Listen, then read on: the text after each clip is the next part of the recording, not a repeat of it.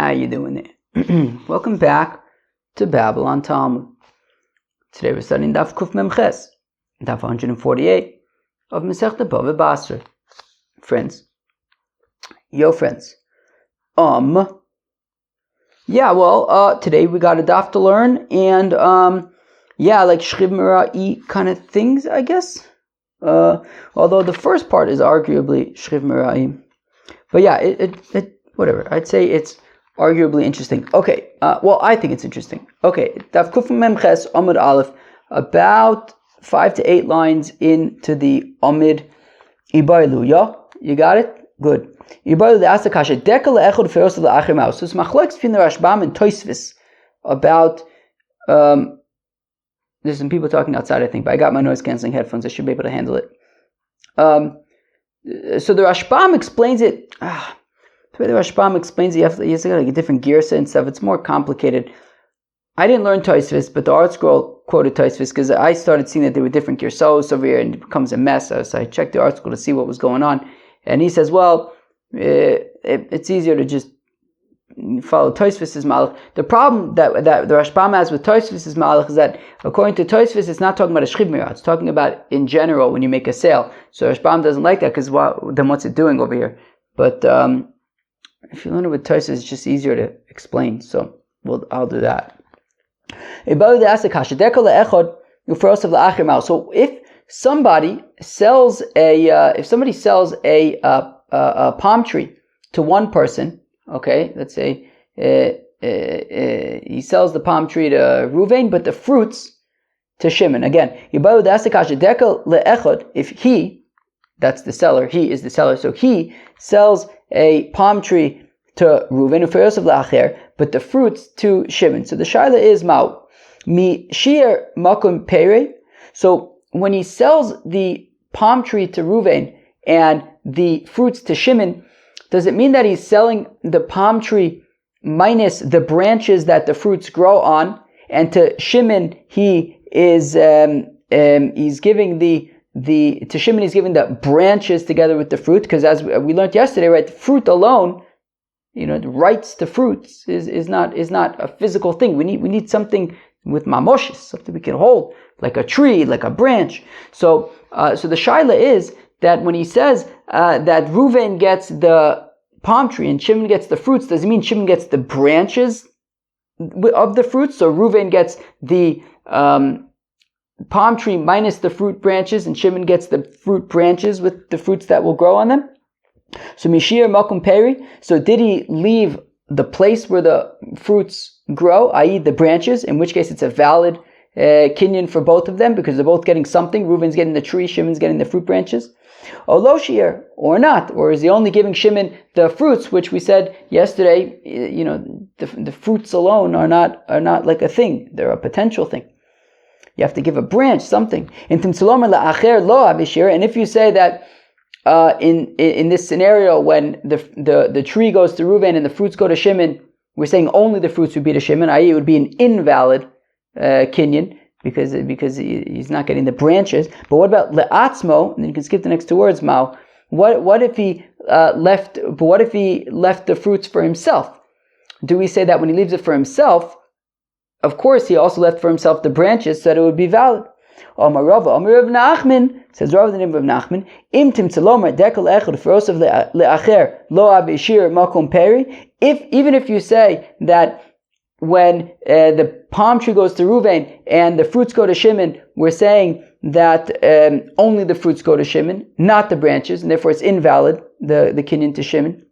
However, dekel echad v'shir perosav lefanov, but if he sold the palm tree to Reuven but kept the fruits for himself, then certainly shir makom pere, he also left the branches for himself, so that it's valid. My time outcome kol agabe nafshe, because when he's talking about himself by Nyof and Mashayir, of course he's going to leave. He's gonna properly leave what he needs to for himself. Okay, so therefore when he leaves it for himself, he's leaving it with the branches. Amalei Rav Abba Rav Ashi, says Rav Abba to Rav Ashi, onon de Reb Shimon ben Lakish Masninallah. We teach this teaching based on a teaching of Reb Shimon ben Lakish. Reb Shimon ben Lakish, it says Reb Shimon ben Lakish from Perek Hamocher Saboyis, I think, right? Samach Gimel? I think it's Hamocher Saboyis. Yeah, why not?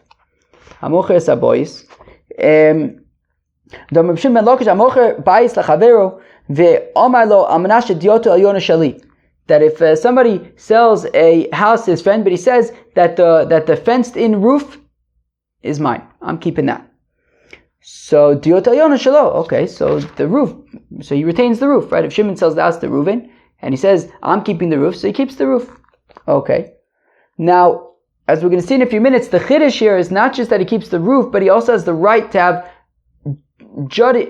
juts jutting out into the chotzer as well. So meaning, if Shimon sells the house to Reuven, he sells the house as well as the chotzer that the house is in. Now the shaila is when Shimon keeps the roof for himself, the shaila is if he wants to jut out some juts, so then can he do that? Because the juts are going to be jutting out over the chotzer. Says that a lot. So okay, let's go weiter. So brother, they ask the kasha, but what if Shimon sold the house to Reuven and the fenced-in roof to Levi, to two separate people? Miaveshir olo. So then, when he sells the house to Reuven and when Shimon sells the house to Reuven and the fenced-in roof to Levi, does Levi also have the right to jut out some juts over the chotzer that now belongs to Reuven?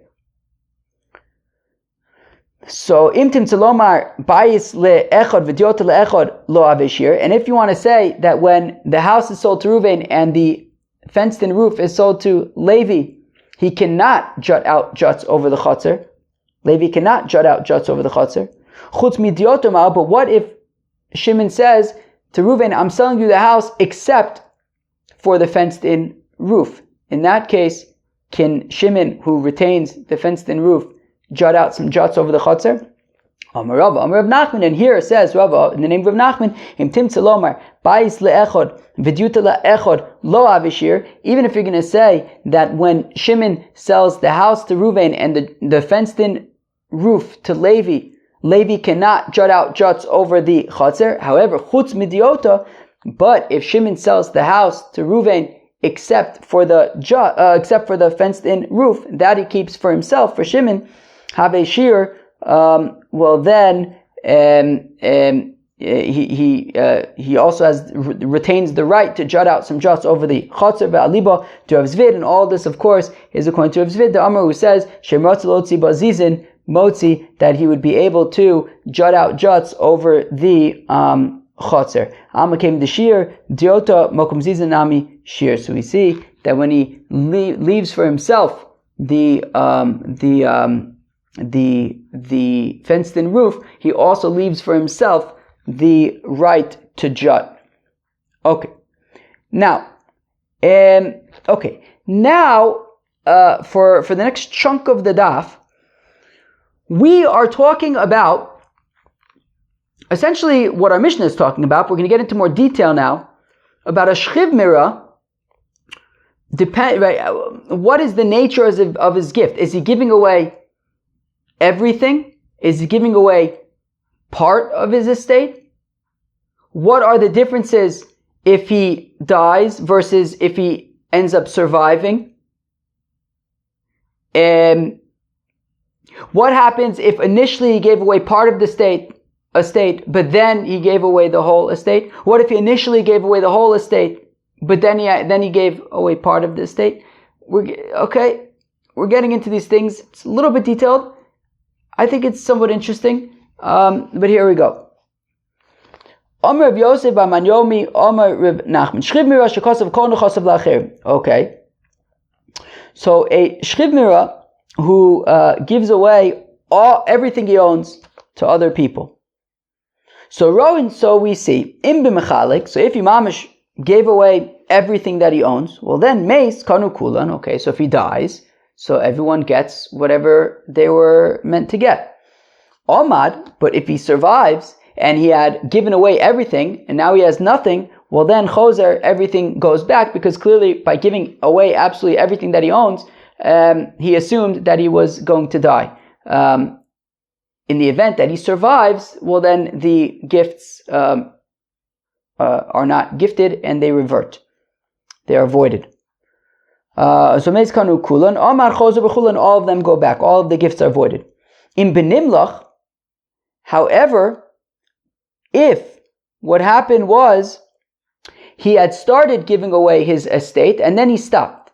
He stopped and he was silent for a bit.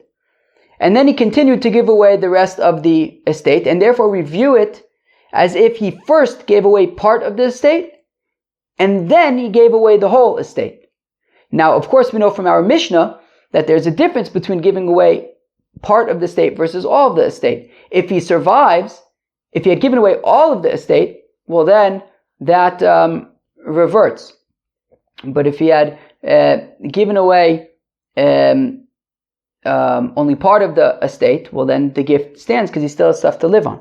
So in Benimlach, so if he had first given away part of the estate, but then he ended up giving away the whole estate, Meis Kanukulan, well if he dies, well then of course all of the gifts are valid.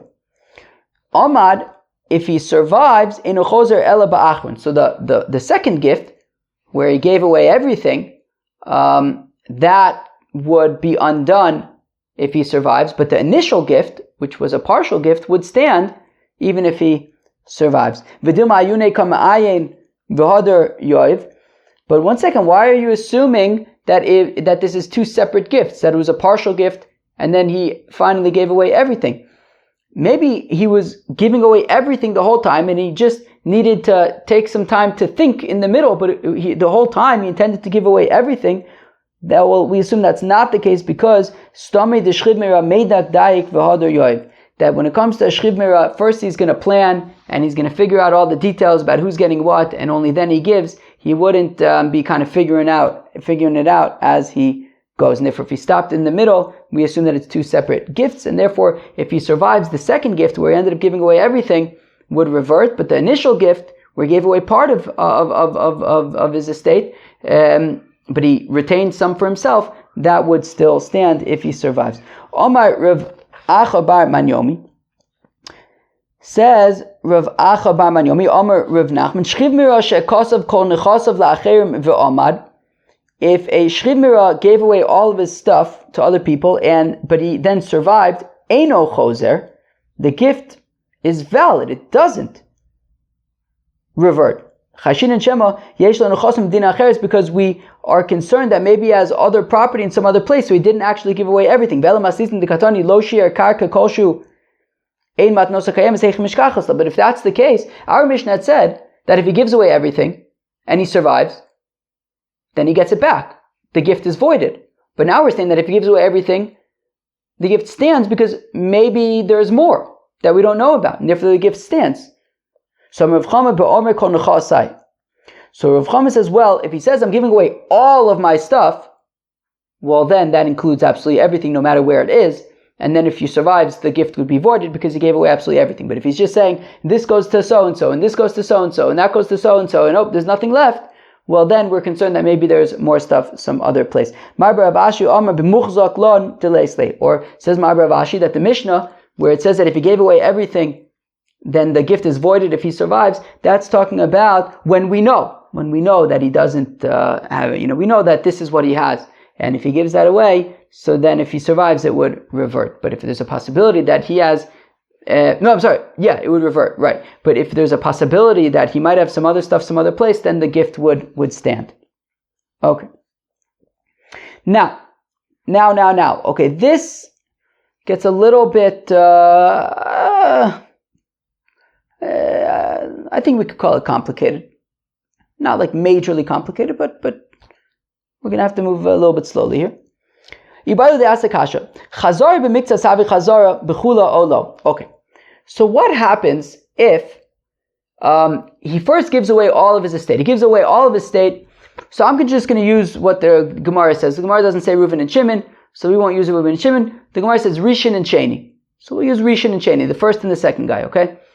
So if he gave away everything to Rishon, okay, to the first guy, and then he actually then gave part of it to Sheni, to the second guy. Meaning, he sort of limited the first gift. First he gave everything to Rishon, but then actually he gave part of it to Sheni. So the shaila is, when he gives part of it, part of what he had already given to Rishon, when he gives part of it to Sheni, is he entirely voiding the initial gift to Rishon? Or is he only, or is the gift to Rishon still valid, but he's just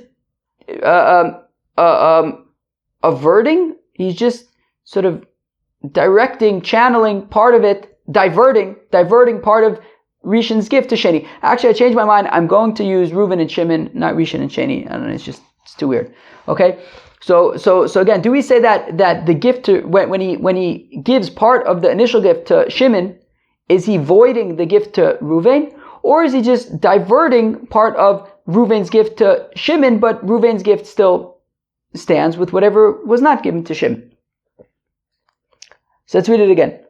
No. That's a kasha. Chazara b'miktsas, have chazara b'chula. So when he had initially given everything to Reuven, and then he gives some of what he had given to Reuven, he gave to Shimon. So did he entirely void the initial gift to Reuven, or not? Or did he just divert part of Reuven's gift to Shimon, but whatever he didn't divert to Shimon would remain Reuven's? Tashma, come in here. Kulan larishin umiktasan l'sheni. Okay, so when everything is given to Reuven, and then part of it is diverted to Shimon, Sheni kana Rishon lo kana. Shimon receives part of it. Reuven receives nothing. Sheni kana Rishon lo kana. Ma'ala b'shames. And let's say it's talking about where he died, and still we're saying that Reuven gets nothing.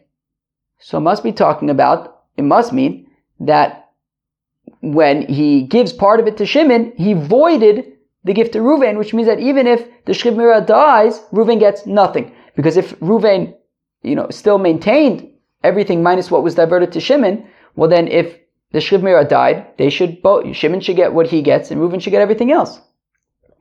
Lo b'she amad. No. We could say that the gift to Reuven stands. We're talking about where the Shchiv Mirah survived, okay, and therefore the gift to Reuven, which was everything, because the Shchiv Mirah survived, that is voided. But the gift to Shimon, which was partial, that stands. Okay, fine. The Gemara later is going to ask, but one second. Effectively, he gave away everything that he owns between Reuven and Shimon, so nobody should get anything. But anyways, fine. So we want to say that it's talking about where he survived, and you could say that the gifts to both of them are still valid, that Shimon will get what he gets, and Reuven gets the rest. And if he dies, they would both get what they get. And if he lives, Reuven's would be voided, but Shimon's would stand. Okay. It also makes sense to say that it's talking about where he survived. The Katani Sefer, because the Sefer of the Brisa says, Miktasan larishin v'chulan lasheni, if it's fakert. If he gives part of the estate to Reuven, and then he gives the entire estate to Shimon, Rishon kana, so Reuven is kona, Sheni lo kona, and Sheni is not kona. So that makes sense. That makes sense if we're saying that the Shchiv Mirah survived. So again, he had initially given a gift to Reuven, and part of the estate. Then he gave everything to Shimon. And because he survived, so the gift to Shimon, which was for, essentially everything, which made it into everything, so that is voided because he survived. But to Shimon, right? But the gift to Reuven, which is partial, that stands. Mishumachi sheni lo kana. That's why Shimon's gift is voided, but Reuven stands. Eliyu Amar b'shameis. But if you're talking about where he died, tavayu liknu. Both Reuven and Shimon should receive their gifts, right? Reuven would receive his part of the estate, and Shimon would receive everything else if the Shchiv Mirah died. So must be talking about where he lived. So Amalei Rav Yemar The Rav Ashi says, but even if you say that the Brisa is talking about where he survived, I still don't understand the ratio, because we want to say it's talking about where the Shchib Meirah survived. And we're saying, and we want to argue that when in the ratio where he gave everything to Reuven and then gave part of it to Shimon, we want to argue that it could be that the gift to Reuven still stands. But if that's the case, if he survived, right? So we wanted to argue that if he survived, that is why the gift to Reuven is voided, because he gave everything to Reuven, but Shimon's still stands. But if he survived, then it should all go back, because effectively between Reuven and Shimon he gave away everything. So if he survived, everything should be voided. Okay, so if we say that chazar b'miktzas havya chazar b'chula, so if we say, however, that when he initially gave everything to Reuven and then gave part of it to Shimon, when he went back to give part of it to Shimon, he voided the initial gift to Reuven, then I get it. I understand why Shimon's gift stands and Reuven's does not. Because Reuven's doesn't exist anymore, and Shimon's is a partial gift, and there's no gift to Reuven at all. So Hainu de Sheni miaskana.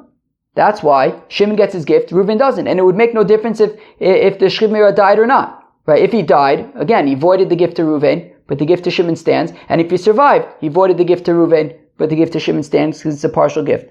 But if you say that when the Shchib Meirah initially gives everything, the entire state to Reuven, and then gives parts of it to Shimon, the gift to Reuven still stands. But if that's the case, then I don't understand it at all. If he survives, everything should be voided. If he dies, everything should stand. Now it should be like he gave everything away. In the scenario where he lives, then nobody should be able to get anything. Because effectively, between Reuven and Shimon, he gave everything away. If he lives, everything should be voided. Okay, v'ilchasa, and the halacha is chazar b'miktzas havya chazar b'chula, and we say that when the Shchib Meirah gives away everything to Reuven and then gives part of it to Shimon, he is voiding the initial gift to Reuven. Reisha mishkachasla bein shemeis bein she'omad. Therefore, the ratio where he initially gave everything to Reuven and then gave part of it to Shimon, we say that Reuven gets nothing and Shimon gets his gift. That's regardless of if he dies, Shimon gets his gift, Reuven gets nothing because his was voided. And whether he lives, Shimon gets his gift because it's a partial gift, and Reuven gets nothing because his gift was voided. Seifa, when we say that Shimon, so this is talking about where he gave part of the estate to Reuven and then the rest of the estate to Shimon. So we say that Shimon's is voided, but Reuven's stands. That would be when he lives. When he lives, Shimon's is voided because he gave everything to Shimon. But Reuven's would stand, and if he died, then both, as Rashbam says, then both gifts would stand. Okay, fine. Ibarilu, they ask a kasha. Let me actually pause for a second. Okay, Ibarilu, they ask a kasha. Hikdish kol nechasav ve'omad mau. If he was makdish all of it, everything that he owns to the Beis Hamikdash, but then he survived.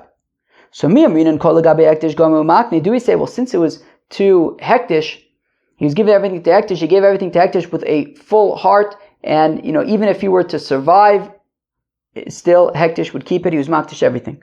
Or maybe when it comes to himself, meaning if he assumed he was going to die, if he were to survive, he would need it for himself. So then it would still be his.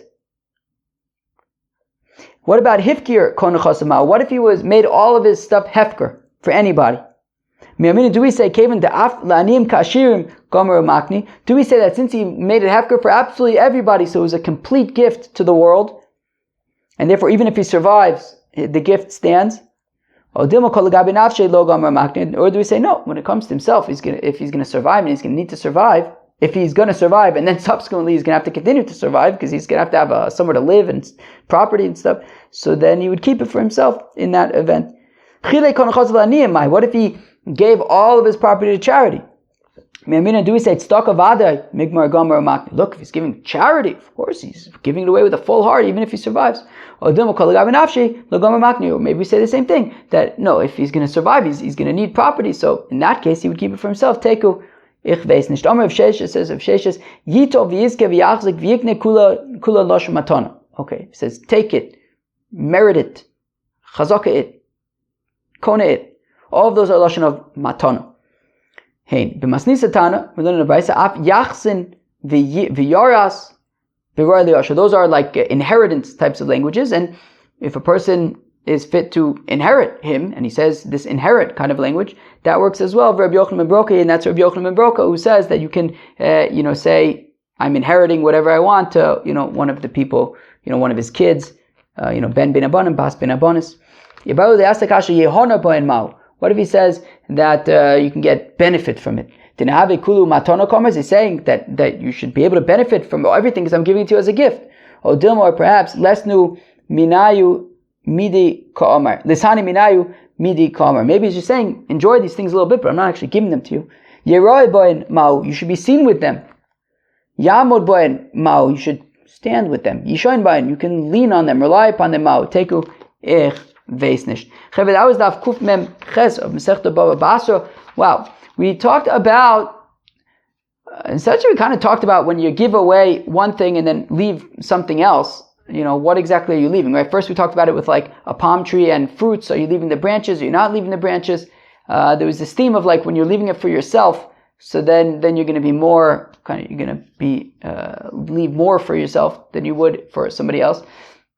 We got into these halachos of shchiv mira, right? Like our Mishnah said, right? Like our Mishnah discusses when you give away everything versus partially. What if he first gave away everything, but then part of it, right? We said that he's essentially voiding the initial one, but if he gives away part of it and then he gives away everything, there are also nafkaminas between if he survives, if he lives. We got kind of into that stuff. Peace out.